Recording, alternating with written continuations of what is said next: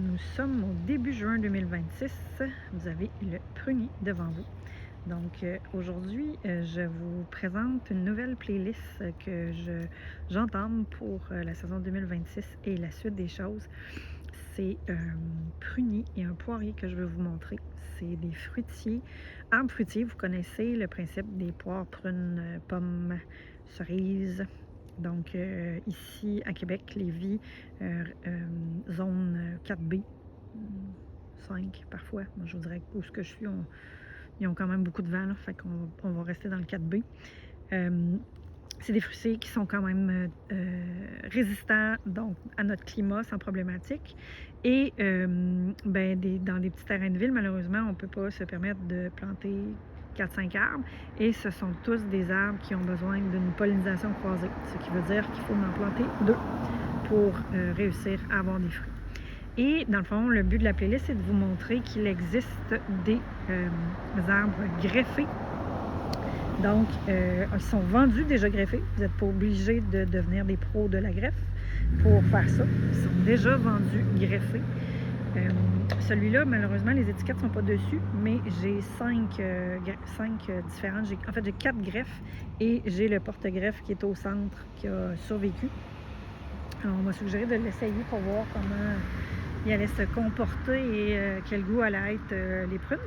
Donc, je vais avoir 5 sortes de prunes différentes dedans. Ce jeune arbre a... Je l'ai planté en 2024, on est en 2026. Il aurait pu me faire plein de prunes l'année dernière, mais il était infecté par une chenille et j'ai eu peur de le perdre, fait que j'ai fait un traitement. Mais j'ai fait un traitement pendant qu'il était en fleurs, fait que j'ai fait énormément peur. Alors, j'ai pas eu de prunes. Et voilà, là, on va voir cette année. Cette année, il y en a 4 sur 5 qui ont fait des fleurs. Et je suis en train d'expérimenter l'installation de branches à l'horizontale pour avoir plus de fruits. Donc, je vous suggère d'aller voir ma playlist à ce niveau-là aussi. Vous allez voir plein de belles choses intéressantes. Et pendant que je recule, je m'en vais tranquillement vous montrer mon poirier. Donc, qui est un autre greffe... un autre greffé, excusez-moi. Cette fois-ci, c'est un 3 greffes. Lui, il m'a fait des poires l'année dernière délicieuses. C'est la poire asiatique. Et donc, j'avais 3 belles variétés de poires asiatiques. Et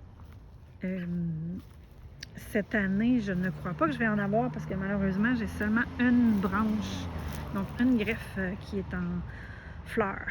Le but d'avoir un 3 en 1, 4 en 1, 5 en 1, c'est que la pollinisation croisée se fait entre les variétés qui sont greffées.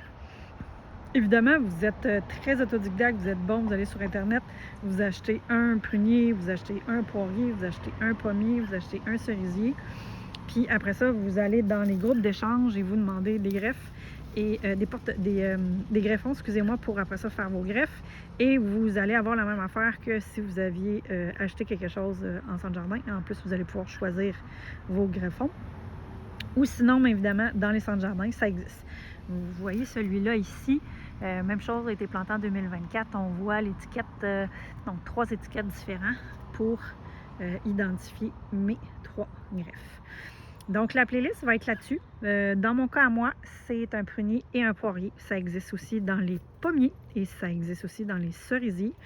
Et probablement dans d'autres essences qu'on trouverait peut-être plus dans des endroits un petit peu plus chauds, mais je vous dirais, si vous avez le désir d'essayer, commencez peut-être par une de ces 4 variétés-là qui sont intéressantes et résistantes.